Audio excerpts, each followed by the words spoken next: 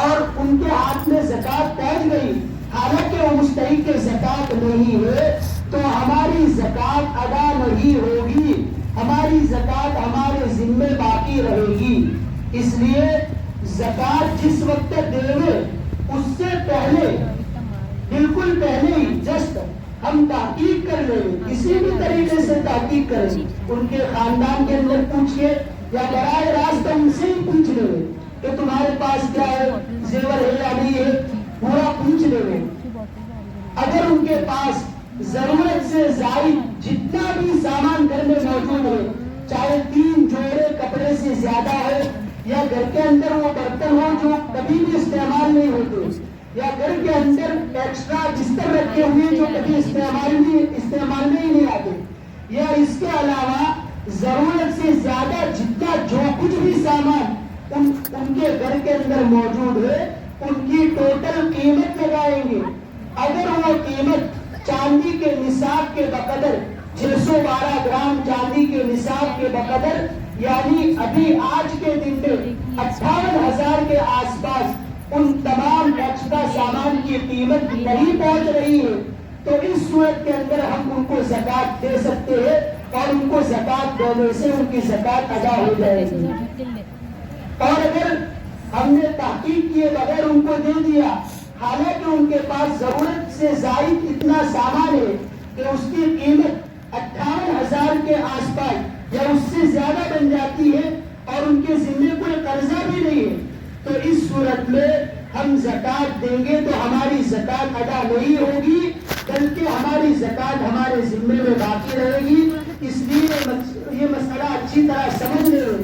کہ زکات دینے سے پہلے مکمل طور پر زکات جس کو دے رہے ہیں اس کی تحقیق کر لے کسی بھی طریقے سے، اور اگر ہم تحقیق نہیں کر سکتے ہیں تو ہمارے علاقے کے اندر، مسجد کے اندر میں، یا جہاں کہیں بھی اچھی تنظیمیں ہیں یا جو ٹرسٹ چل رہے ہیں جن پر ہمارا اعتماد ہے کہ یہ ہمارے علاقے میں جو مستحقین زکات ہوتے ہیں ان کی تحقیق کر کے ان تک پہنچاتے ہیں، تو ان علماء کو اور ان ٹرسٹ والوں کو اور ان مسجد اور مدرسہ کے منتظمین کو ہم دے دیں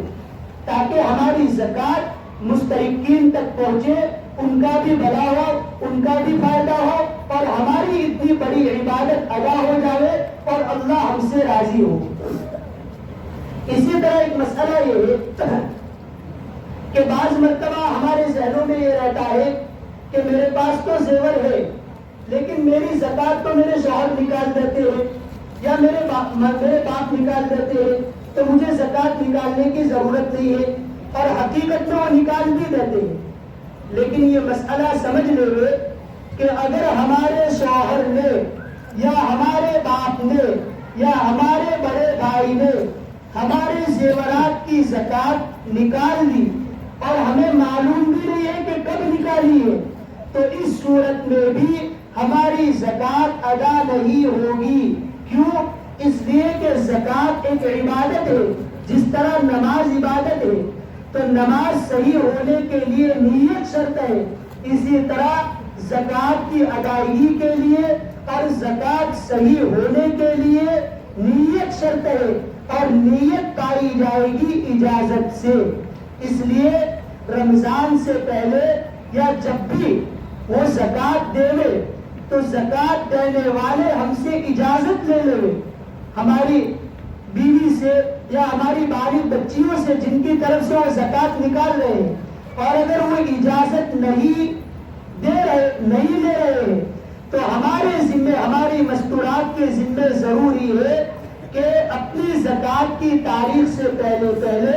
یا احتیاطاً رمضان سے پہلے ان کو کہہ دے کہ ہماری زکات اتنی بنتی ہے، میرے پاس اتنا ہے، آپ کسی عالم کو یا کسی مفتی صاحب کو پوچھ کے ہماری زکات نکال دینا۔ اب وہ رمضان میں جس دن بھی وہ نکالیں گے ہماری طرف سے زکات ادا ہو جائے گی، کیونکہ ہماری طرف سے اجازت پائی گئی۔ اس لیے رمضان سے پہلے ہمارے پاس جتنی بھی ملکیت موجود ہے سب ان کے سامنے واضح کر کے یا تو ہم اپنی طرف سے زکات کی رقم دیتے ہیں، اور اگر ہمارے پاس نہیں ہے تو ان کو اجازت دے دیں کہ ہماری طرف سے زکوٰۃ نکالنے کی اجازت ہے، تو اس صورت کے اندر جب بھی نکالیں گے زکوٰۃ ادا ہو جائے گی۔ اسی طرح ایک اہم مسئلہ یہ ہے کہ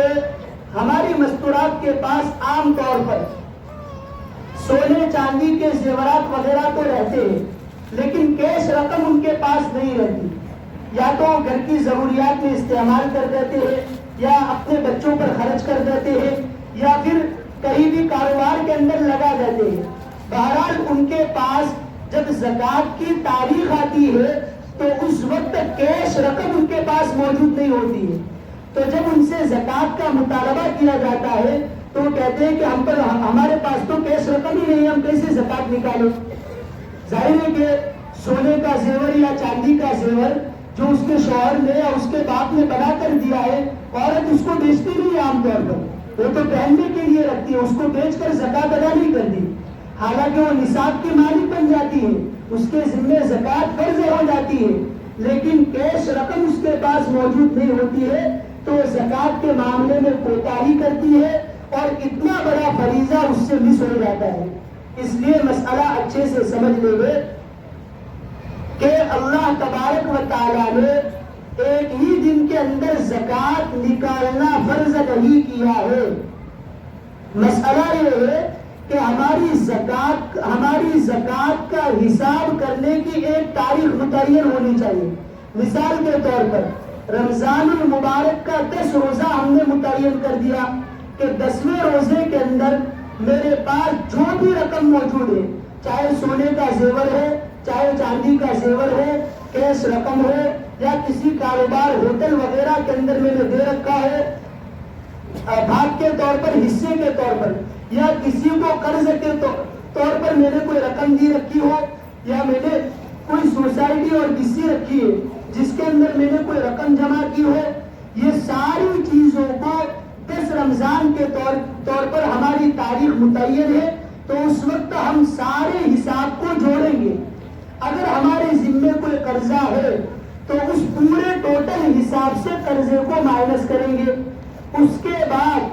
جتنی بھی زکوٰۃ ہمارے ذمے آئے گی وہ زکوٰۃ کی رقم ایک ڈائری کے اندر ہم نوٹ کر لیں گے، لکھ لیں گے، اور وہ ڈائری ہمارے پاس موجود ہونی چاہیے۔ مثال کے طور پر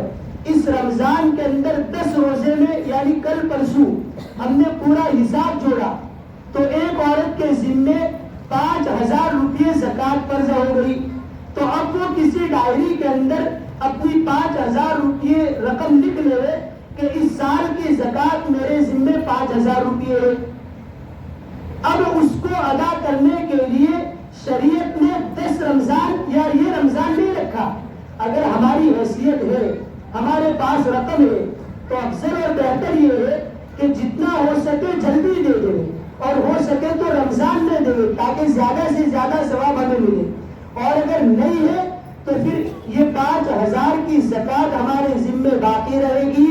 اور جب رمضان کے عید کے وقت یا عید کے بعد عیدی کے طور پر یا کسی بھی طریقے سے ہمارے پاس کوئی رقم آئے، یا شوہر یا گھر کے اندر باپ ہمیں خرچ کرنے کے لیے رقم دیتا ہے مہینے میں 10,000 روپئے 20,000 روپئے، اس کے اندر سے ہم کچھ بچا لے اور ان کی اجازت لے لے، تو کچھ بچا کچا کر یا جس طریقے سے جو بھی رقم ہمارے پاس آتی رہے تو زکوٰۃ کی نیت سے مستحق کے زکوٰۃ کو دیتے رہے اور ڈائری کے اندر سے اس کو مائنس کرتے رہے، تو آئندہ رمضان تک اس طرح ہم کرتے رہیں گے تو ہماری زکوٰۃ بھی ادا ہو جائے گی، ہم پر کوئی بوجھ بھی محسوس نہیں ہوگا، اور اتنا بڑا فریضہ ہمارا ادا ہو جائے گا اور ہم اللہ کے وہاں ثواب کے مستحق بن جائیں گے۔ اس لیے اس زکوٰۃ کو ہم بوجھ نہ سمجھے، اللہ نے شریعت میں بہت سہولت دے رکھی ہے، اس کی ادائیگی کے لیے 365 دن پورا 1 سال رکھا ہے، بس ایک تاریخ ہم متعین کر دیں اس کے اندر حساب کر دیں، اگر رقم موجود ہے تو زکوٰۃ دے دے، نہیں ہے تو بوجھ محسوس نہ کرے، اس کو لکھ دے اور جیسے جیسے رقم آتی رہے مستحق کے زکوٰۃ کو دیتے رہے اور اس کے اندر ڈائری سے مائنس کرتے رہے، تو ایک دن آئے گا مہینہ 2 مہینہ 3 مہینے کے بعد کہ پوری زکوٰۃ ادا ہو جائے گی اور ہمیں احساس بھی نہیں ہوگا، پتہ بھی نہیں چلے گا۔ اور بھی بہت سارے مسائل ہیں زکوٰۃ کے. اس لیے اصل مقصود ہمیں یہ بیان کرنا ہے آج کہ زکوٰۃ بھی نماز کی طرح ایک اہم فریضہ ہے. اور اللہ تبارک و تعالیٰ نے قرآن کریم میں تقریباً 82 جگہوں پر 82 جگہوں پر نماز کے ساتھ ساتھ زکوٰۃ کا حکم دیا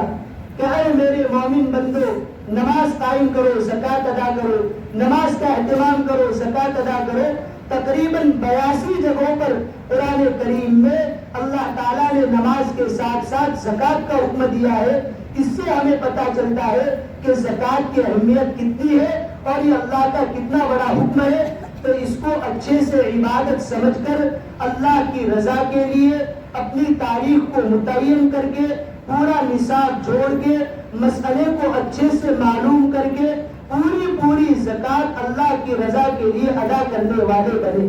ایک کام تو ہمیں یہ کرنا ہے. اسی طرح ایک بہت بڑی ذمہ داری ہمارے ماں باپ کے ذمہ یہ ہے کہ اپنی اولاد کی تربیت پر بڑی نظر رکھیں. میری معزز ماں بہنوں،